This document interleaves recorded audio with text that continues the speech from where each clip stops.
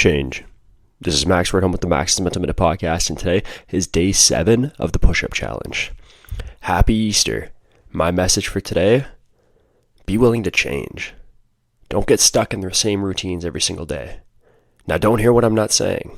Routines are great. We're striving to build routines in our life. But what are you currently doing every day that you should cut out? Are you eating junk food?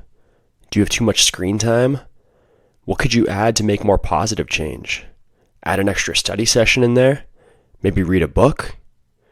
We need to be willing to get rid of both our bad habits and build on our good habits. Let's execute today. Oh, and speaking of change, check out the new outro. Thank you for checking out Max's Mental Minute. If you enjoyed the show, please leave a rating or review. Let's close the gap. Day 1, every day.